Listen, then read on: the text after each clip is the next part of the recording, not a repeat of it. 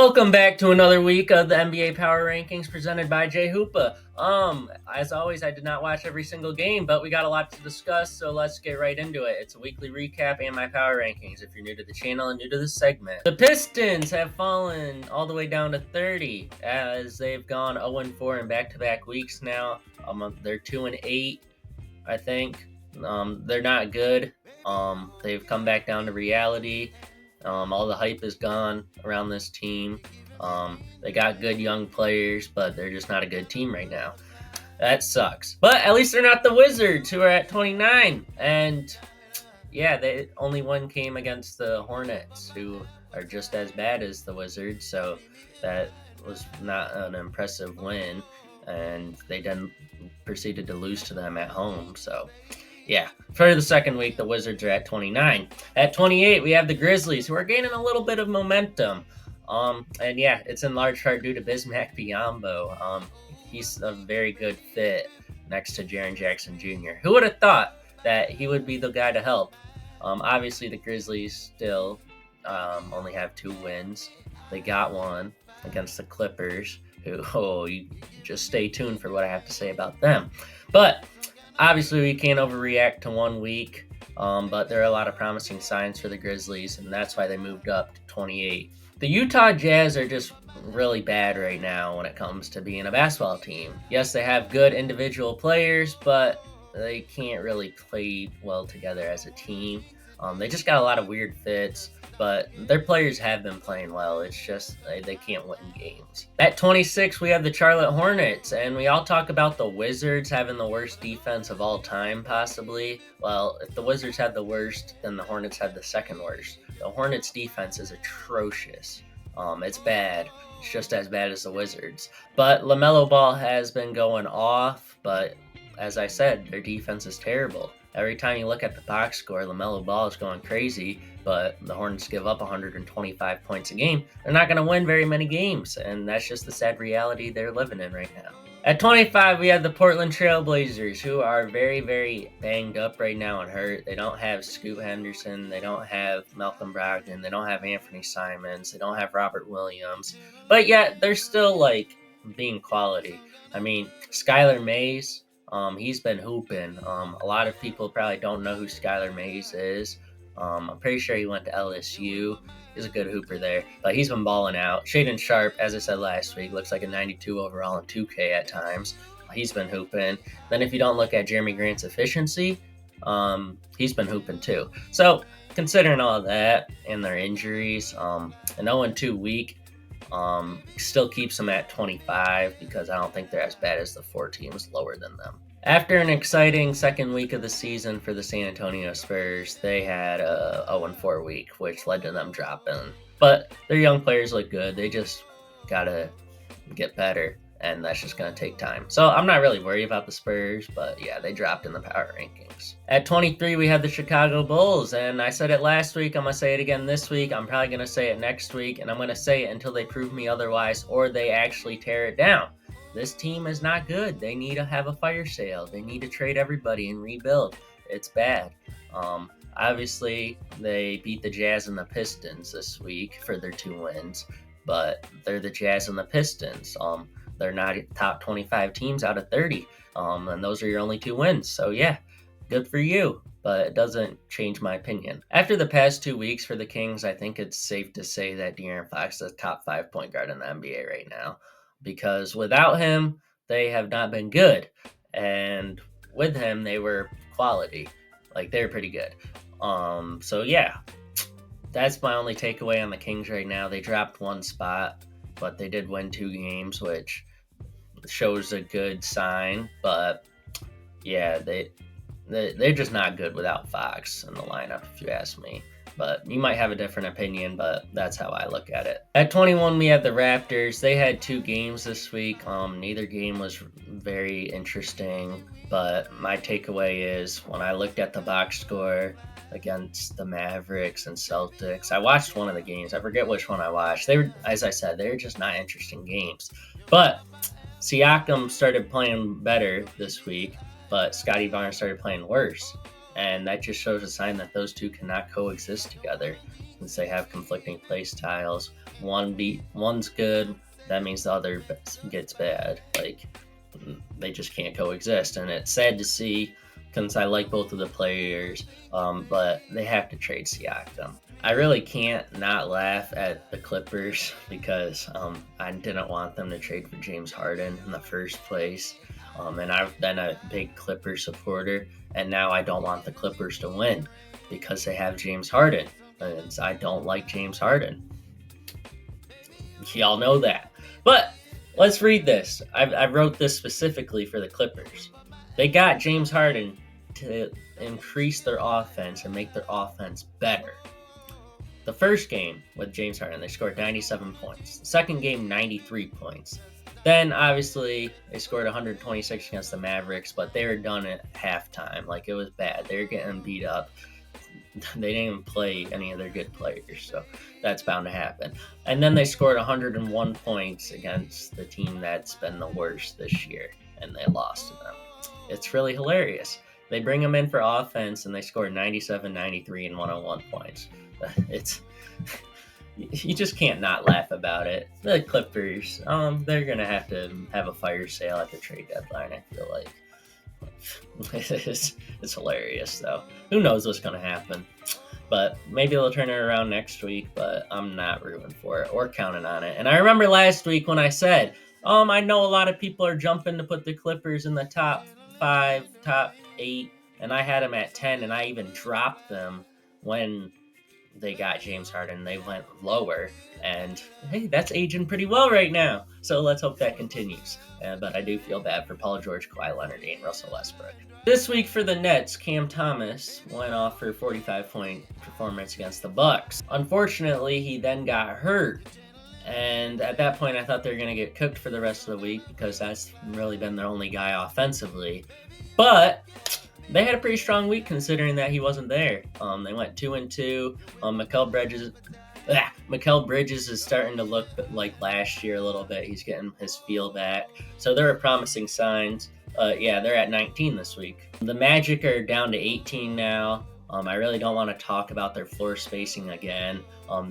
But that's the reason they lose a lot of games. They can't space the floor. But I'm going to specifically talk about Jalen Suggs for the Magic because he's been very impressing. Like, I've been very impressed by his performances this year. He's really buying into the defensive end of the floor, kind of like the Josh Hart role, so to say. And he's been very, very, very surprising and very good in my eyes. So shout out to Jalen Suggs. But yeah, the Magic are at 18 this week. The Cavs fall 2 spots after a 1-1 week. And I have come to 2 conclusions. First, they still can't guard anybody on the perimeter. And then second, Donovan Mitchell's inefficiency has been very, very, very, very worrisome in my eyes. Like, I look at the box scores, 9 for 22, 9 for 25. Like, that's not good. That's not a good sign. Week 3 was a terrible week for the New Orleans Pelicans. However, they did play 4 of the hottest teams in the NBA. And when they went 0-4 against those teams, it could just be a case of an unfortunate schedule, an unfortunate week of games, more so than anything. And I don't really want to overreact to it, but they did have to drop since they went 0-4. They lost the Nuggets. We all know the Nuggets are good. Timberwolves, they're a top 5 team right now. Then the Rockets, they haven't lost since week 1. And then the Mavericks, who have been very, very good. So those 4 teams are very, very good teams. It's really unfortunate that they had to play all 4 of them in this 1 week. So, yeah, it could be an unfortunate circumstance of the schedule. So I'm not overreacting too much about it. I said before the season that a healthy Tyrese Halliburton equals a playoff lock for the Pacers. And I'm still standing on that because Halliburton looks very, very good. Other than their game against the 76ers where they got cooked by Maxey and Embiid. And respectfully, Maxey and Embiid have cooked every NBA team this year. That's the only time that the Pacers didn't look good this week. And Tyrese Halliburton and Miles Turner have been very, very good and dynamic. So yeah, I'm still very, very high on the Pacers. You could argue them to be higher after this week, but they had a good week 1, then a bad week 2, then a good week 3. So let's hope they have a good week 4, and then they'll be higher. But yeah, they Tyrese Halliburton equals playoff lock for them. The Knicks went undefeated this week, and you all know I like to criticize them a lot. And because of that good week, I'm not going to criticize them one bit at all in today's video. But RJ Barrett, I think you can say, has been the best player consistently for the Knicks. And yes, I know Jalen Brunson is the best player, but so far, like this year, RJ Barrett has been better. And then at 13, I have my Suns. It's really getting tragic to watch them play this year. They really do need a point guard. Um, it's bad. We're down bad right now. We choke every fourth quarter lead and we look so unorganized. It's hard, man. We need a point guard. And we need Devin Booker. Devin Booker, you're my only hope. We need you to get healthy soon, since this has been tragic the last 2 weeks. Don't look now, but the Heat went 4-0 this week, and it's kind of funny because they started having a lot of injuries this week and players missing time. Other than Bam. Bam's the only one that's been solid health-wise this week, even though he was injury-prone in week prior. But it's just funny to me because they start playing better when the injuries happen. Like Tyler Hero's out, Jimmy Butler misses a few games, and they start playing better. More so Tyler Hero being out. That's just interesting to me. Is it a coincidence or is it a correlation? Can y'all comment what you think of that? The fact that once Tyler Hero gets hurt, they look better and are starting to win games. Or yeah, just let me know what your thoughts are on that in the comment section, since it's kind of funny and weird at the same time to me. Alperen Sengun and the Houston Rockets have jumped drastically after this week. They started the season 0-3. They've won 6 straight games, maybe 7, I forget. They haven't lost since week 1. That's how we're gonna look at it. Sengun and Van Vliet have been very, very, very good. Obviously, Van Vliet's still inefficient, but he's scoring 20 a night. And then Brooks has been pretty good considering the expectations of what he was gonna do, what he's gonna bring. So yeah, they've had a very, very good past 2 weeks, and that's why they're climbing. But the only thing I'm worried about is the development of their young players, since a lot of them aren't getting any time. The Hawks went from hot to cold pretty fast. I know the NBA's power rankings or ESPN's, one of them had the Hawks at 5 last week, and I was like, whoa, calm down. I have them at 10 this week. I had them at 8 last week, I think. And yeah, they did not look like they didn't have as good of a week last week. And I watched their game against the Magic, the Mexico City game or the Mexico game. I saw Trae Young's 40 ball. That might be one of the worst 40-point performances I've ever seen. All his points. Now, I know the media was talking about his 40 ball like it was something almighty. But I just want to tell y'all, he had 33 points at half. And he spent the end of the first half like just foul baiting. Like he went to the line on fouls at like half court. Like he shot 10 free throws in a span of 5 minutes. Then in the second half, he only scored 7 or 8 points. He had 33 at halftime, right? And finished with 40 something. And he was just shooting every time up and down the court. Brick. Like it was not a good 40-point performance. And the media was talking about it as if it was some crazy Trae Young performance. It was not a good game. Yeah. But the Hawks are moved down to 10. DeJounte Murray's been very good, except for in that Mexico City game. At 9, the Lakers are still staying put. Their play this week didn't move them up or down, but their injuries are starting to become a little worrisome. And that's just what you have to expect with this Lakers team, though. AD and LeBron do get hurt a little bit, and they're getting hurt a little bit right now. So we'll see how that goes in the next week, but Cam Reddish had a very good week. With a 3-1 week, we have the OKC Thunder, who moved up 4 spots, and their only loss came to the Sacramento Kings without Fox, and I just really want to know what exactly happened there. I was just a little confused because the Kings without Fox haven't been good, and that's the only team you lost to. But hey, it was a good week overall, but they should have been 4-0, but they're at 8. And at 7, we have the Bucks, who dropped another spot this week. The Bucks, man, they can't guard anybody on the perimeter. It's bad. They need to make a trade for a high-level guard, like DeLon Wright, Marcus Smart, Alex Caruso.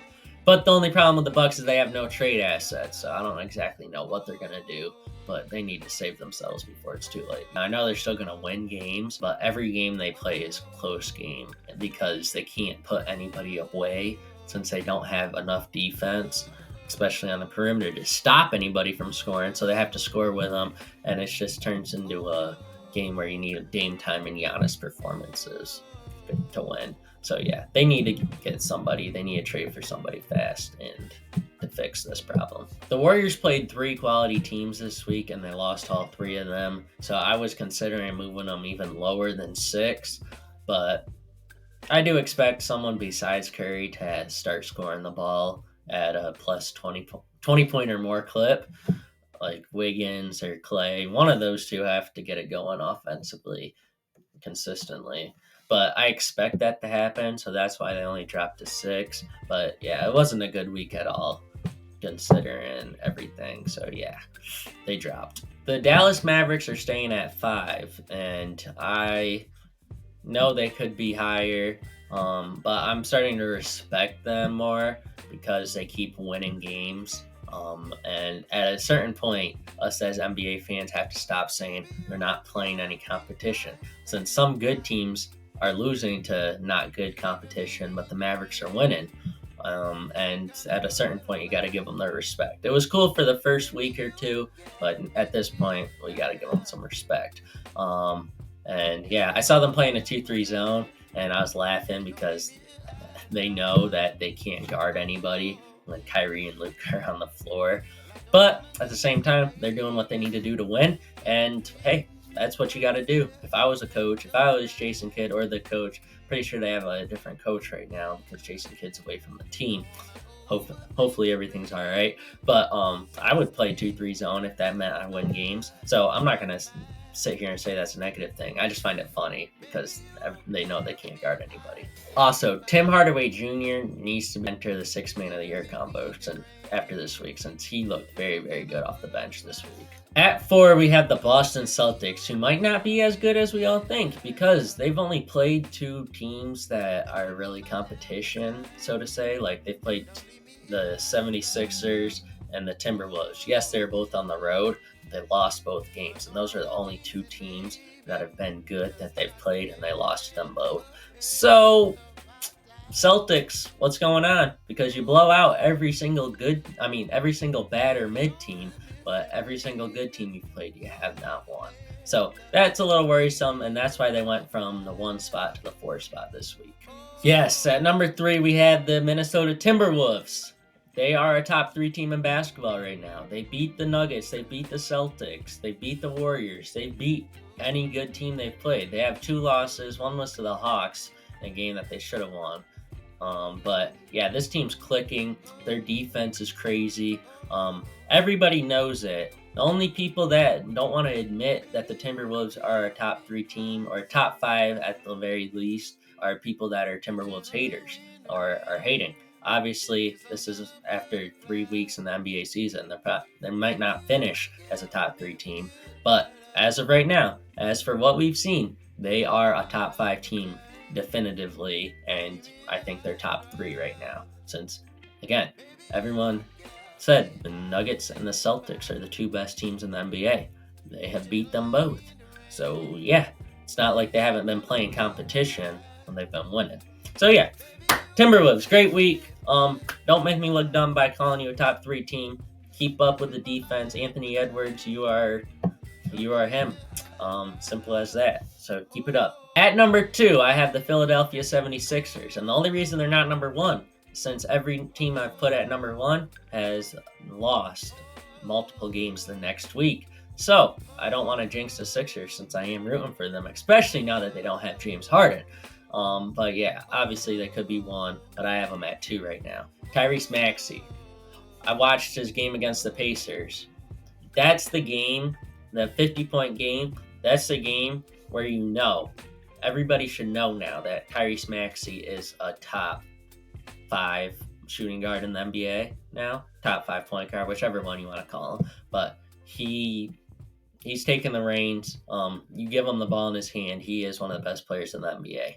And yeah, we're seeing that. That game should definitively prove that he is one of the best players in the NBA. And it's going to be a very good 2 option to Embiid. And then finally at number 1, we have the Nuggets, who have been very, very good even without Murray. They lost to the Rockets, but the Rockets are the hottest team in basketball right now, besides the Timberwolves. So you can't, and the Sixers. Sorry, those 3 teams. And yeah, they don't have Jamal Murray. So yeah. Obviously the Nuggets are at 1. You could flip the Sixers and Nuggets. I wouldn't have a problem with that. I just don't want to jinx the Sixers. So yeah, I hope y'all enjoyed this week's Power Rankings. I release Power Rankings every Monday night, so make sure you subscribe and turn on post notifications so you do not miss when I post the next one, which will be week 4. And hopefully the Suns are doing a lot better next week than they did the past 2 weeks. If you want to watch my week 2 Power Rankings, click right here. And if you want to watch my controversial week 1 Power Rankings, click right here. Have a good one. Bye.